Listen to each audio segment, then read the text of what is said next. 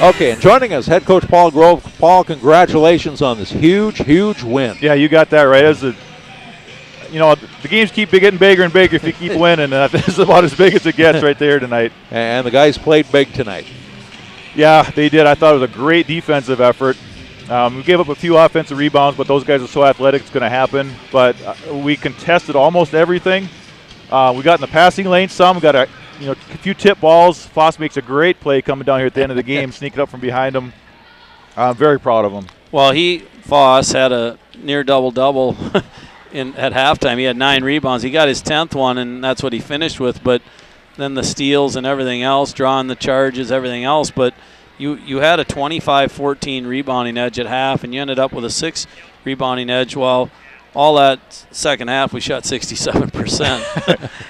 and really, that's absolutely fantastic to see him put a team away that you're right in contention with and one step above you in the standings. Yep, it's nice to get all tied up with those guys, and if things can just continue to go a little bit right this week, we should be able to play home on Wednesday, and as you guys know, that's a huge, huge advantage if we can get that to happen.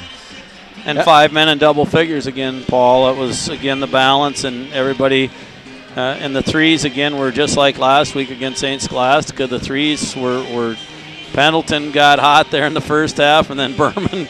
And yet I really liked the way that when they started pressing, we attacked and got some layups and intentional fouls set aside. It was really us being more aggressive going to the basket is the reason you had such a great shooting percentage. Oh, I completely agree. We were a little too tentative right away in that press. We knew it was coming, but as soon as we made that first, it could have been Berman on that three. Went over the top. Yep. And then the floodgates kind of opened. The guys felt confident, and the shots started going. And I think you're right. As soon as we break that press, we've got numbers, and the guys really feel comfortable shooting that shot. Tucker was really tough inside for them, but he had 12 points early in the second half, and he didn't score again. And then I know Reller fouled out, but, Gieske gave good minutes, and then your defense had good enough help and collapse that, the points in the paint went down for them in the second half. We did a much better job in the second half of collapsing and taking some of that away.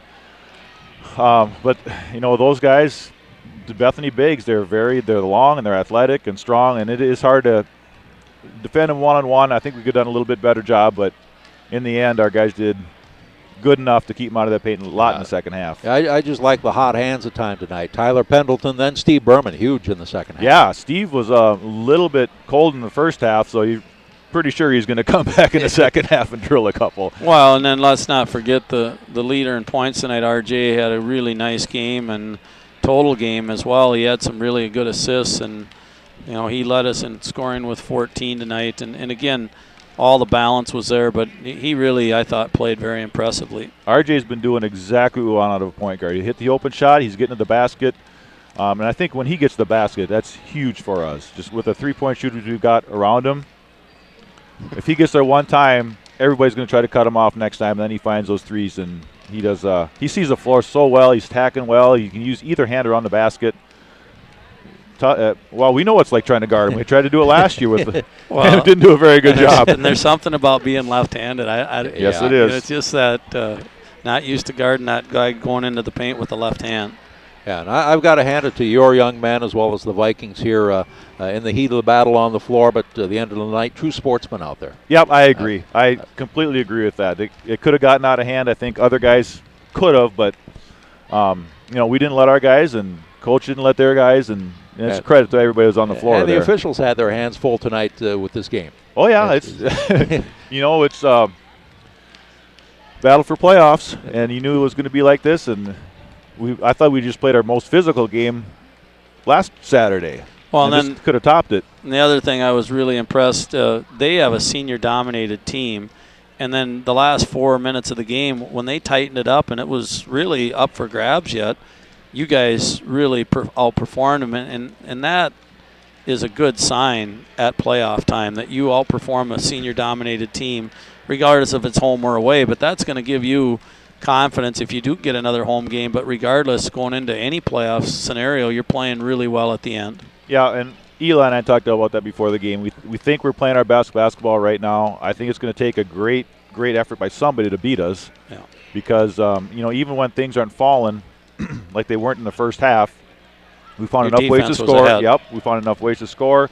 We kept Bethany, off the board.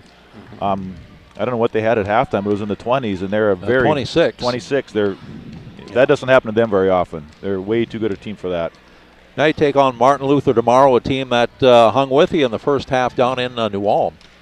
It was maybe a 4-point game at halftime down there. So They're in a tight one tonight. Crown's up 3 late in that one, just under 5 minutes to go. Okay.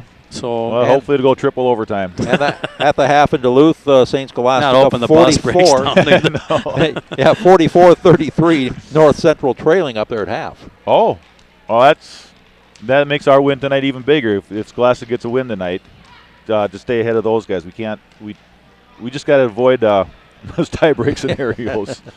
So what is a typical thing now? Your game's done on Friday night to get ready for Saturday. You enjoy this for about a half hour, and then, I mean, you got to enjoy this one a little bit, and your kids will be relaxed and get a little bit to eat and get a good night's sleep, and it's nice to be home. But that's exactly what I told them. I said, enjoy this one, get some sleep.